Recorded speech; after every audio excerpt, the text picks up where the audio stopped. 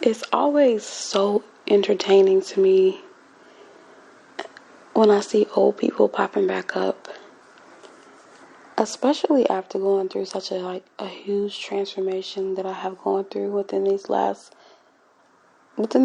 year or so. It's like you guys don't even know me anymore. And like, it might not be fair to do this, but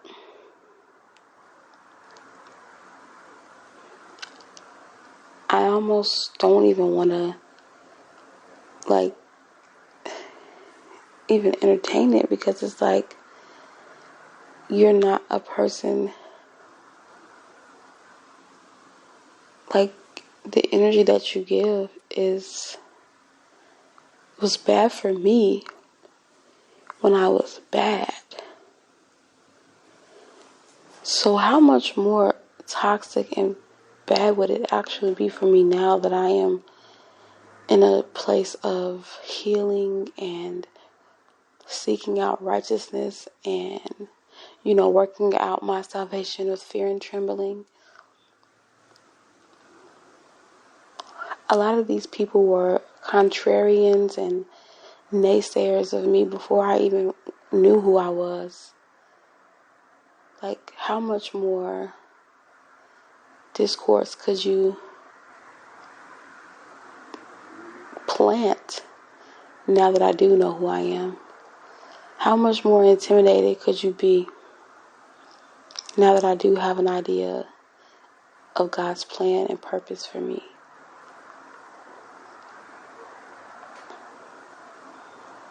How much more frustrating will it be for you to see me walking in that boldly and confidently? And I know it's unfair to think that those people haven't changed at all, especially after I've gone through my changes, After going through such a great change myself, it's very unfair to think that they couldn't and wouldn't change.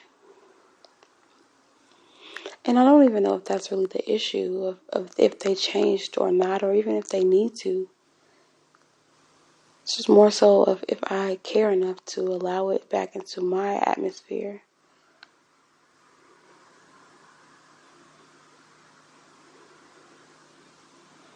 I always feel like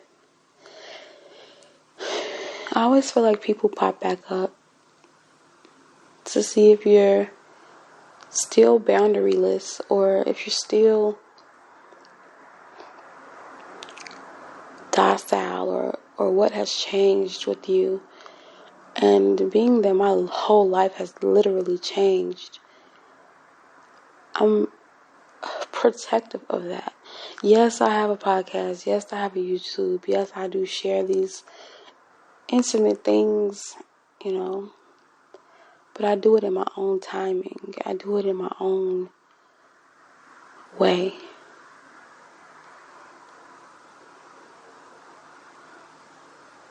There are some things that people have said and done in ways that we have conducted ourselves together.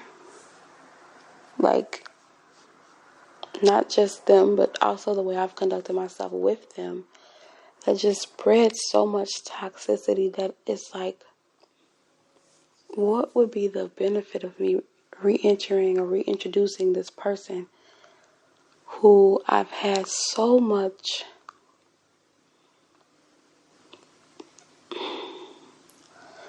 terrible behavior with?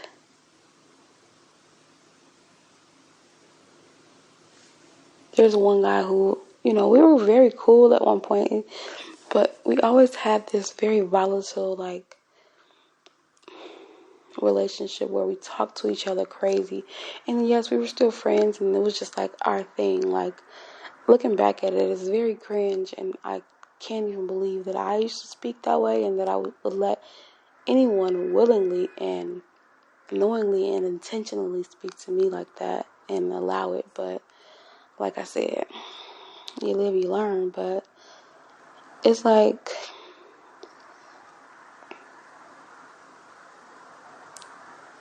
God's just, He says, remember not the former things. Like, He's doing a new thing. So for me, it's very hard for me to give anything that's in my past a real second glance. You know, I don't want to be like Lot's wife, looking back at the past, turning to salt. God's trying to get me to see where I'm going. He's trying to get me to see the future and the plans that He has for me. The plans that He has for me, okay? Jeremiah 29:11. He has plans for me. And I need to be focused on that and not reliving some old memory or catching up with someone who literally does not know this version of me. They don't even know me. Whoever they thought that they knew is long gone. Like, so what is the benefit of reintroducing myself to someone? What do I get out of that? I'm sure there's some benefits there if they were receptive to my transformation and maybe possibly on their walk as well. And I pray that God helps to give me the discernment of, who to reconnect with and who not to. But right now, I'm choosing not to look back and to not focus on the former things because I really want that new thing. I really am excited for the new people God is going to bring into my life and the new opportunities and the new disposition.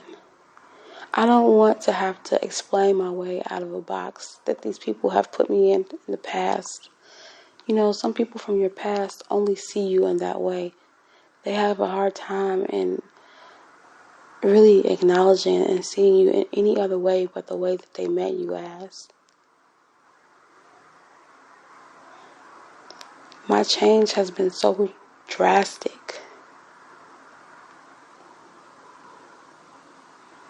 I don't need any more old people trying to remind me, letting the enemy use them to try to remind me what I used to do and what I used to be and what I used to say and what I used to do. Like, it's not beneficial for my growth or my walk.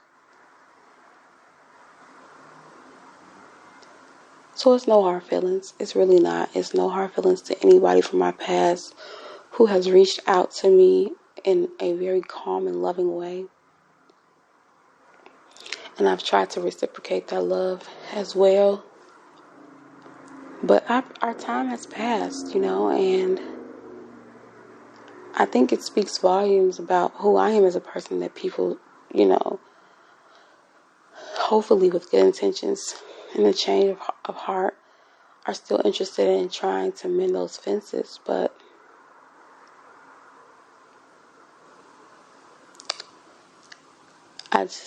you gotta count the costs,